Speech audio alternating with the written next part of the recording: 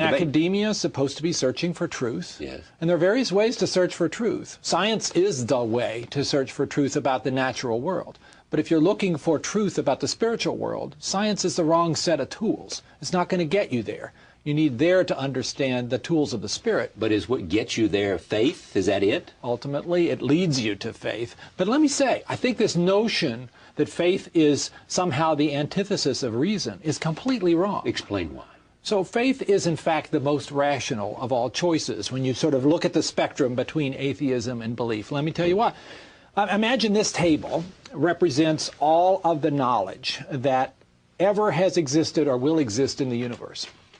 A lot of stuff. Right. And then ask any individual, where in that table is your own personal knowledge right now? And even the most confident of us will draw a tiny little circle. Now, suppose the knowledge of the existence of God is outside your tiny little circle. How then could anybody who's not a wacko say, I know there is no God? Is that not the most irrational position? Does that not require the greatest faith of all?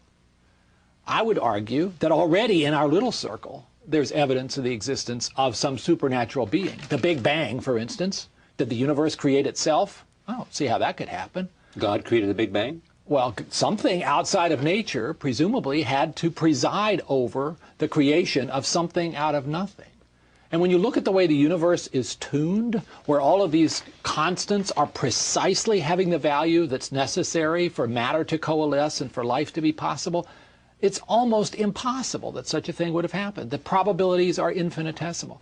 That sort of makes you wonder. Even Stephen Hawking, who did not come at this exactly as a believer, writes in his book, The Brief History of Time, this has religious significance. And it does. So you can look at the logical evidence and bring yourself right up to the cliff's edge of saying it makes sense that there is a God. But then you still have to decide because whether you to can't explain it in science? You can't explain some of these things in science, and you can't answer some of the questions. Scientists can't explain the Big Bang? No. They can explain that it happened, but they can't say what happened before. It's a discontinuity. What happens after we die? Well, I believe, as somebody who has gone down this long journey of trying to understand faith, that there is something outside of what we see here, and that after we die, we'll find out a lot more about what that's like. I don't know exactly what its characteristics are going to be. In fact, you have no idea. I have a glimmer. Why do you have a glimmer? Because I have... I mean, a believer would make you say, because of a series of things, experiences of my own, you would say, I came to believe that, but I don't know. Nobody's spoken to me. Sure, nobody's spoken to me either. That's my point, yeah. But I do think faith is not one of those emotional reactions that you carry with you the rest of your life. At least it's not for me. It is going through the evidence, as Lewis did, as I have done, as many others wiser than I have done, and coming to the conclusion, look at St. Augustine, who was a wonderful model of this, that it is much more plausible to accept God's existence than the alternative. And then, once you reach that point plausible of belief, to accept God's existence. Yes. Plausible. Plausible. Right. So again, when you put the unexplained versus the explained, the only way you can figure out the unexplained is to say it must be God. This certain things. I think the evidence is more consistent with that than the alternative. Again, I think agnosticism is an entirely intellectually justifiable position, which is the alternative of simply saying, I can't know. I think atheism is not a logical position. But agnosticism is a little thin. Oftentimes it is not the agnosticism of, I've considered all the evidence and I don't think it's possible to know. Oftentimes it's just like, I don't really want to deal with this. So it's more comfortable to take a position of it's unknowable, when in fact that's confusing the unknowable with what might be known if one did some more searching. And what I did when writing this book was try to describe my own pathway towards that searching as a scientist, and to argue something that I think has been lost a lot lately, that is that the scientific worldview and the spiritual worldview are entirely compatible. They coexist within me on any given Thursday afternoon.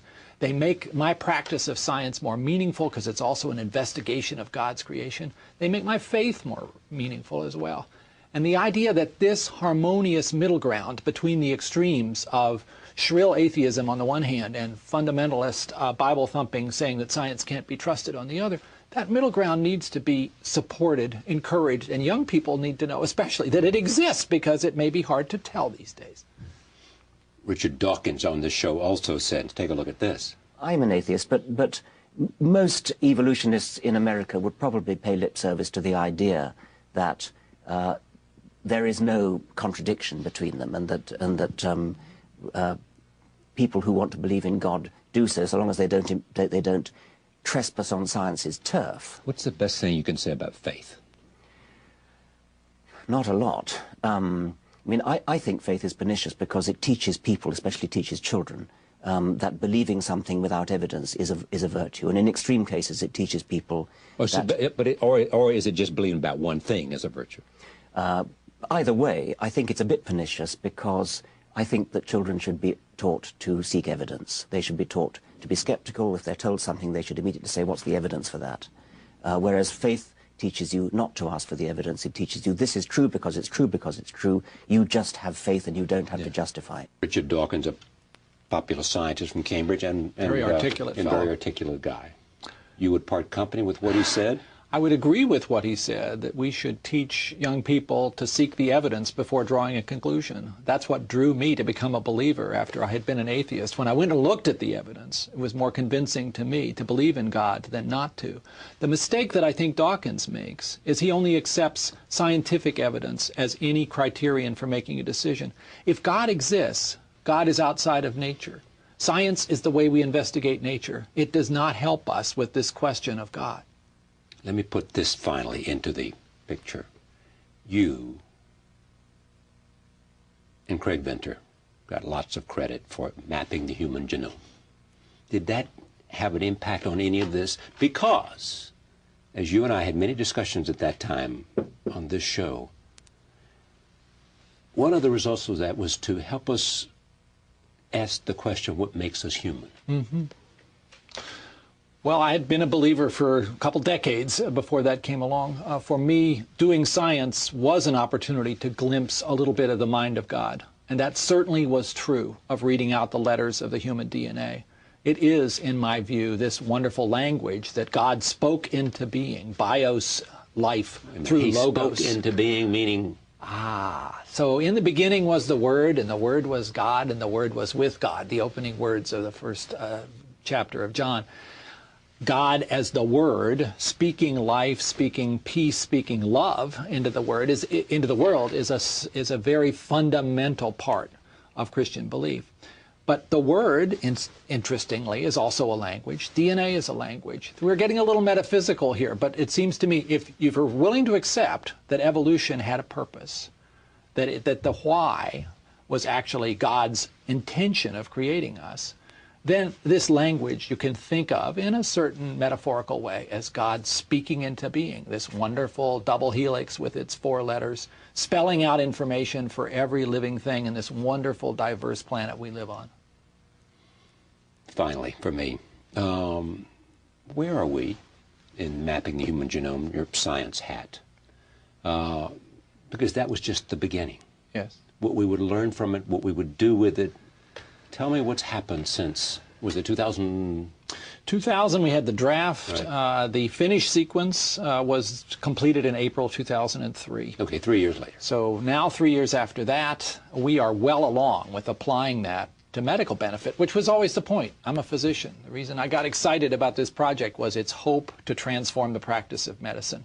We are starting to see that in isolated instances of particular diseases, particularly cancer, but the full flowering of that genomic revolution is now clearly coming, but probably in the neighborhood of 10, 12 years away.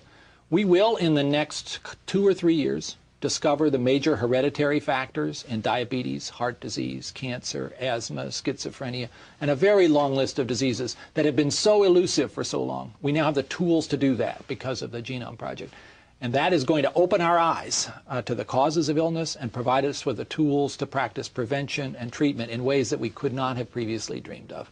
It's a very exciting transformation, turning us into truly a rational kind of science that we can apply to medicine and do great things, and things that we desperately need to do for all those people whose diseases we currently don't understand. So the hope is even more realizable. Yeah, absolutely. 3 years after. We get closer every day. And where are you on the stem cell debate? So as a faithful government employee, director of an NIH institute, this is one of those issues that I'm not entirely at liberty to talk about, but I do talk about it a bit in the appendix to this book.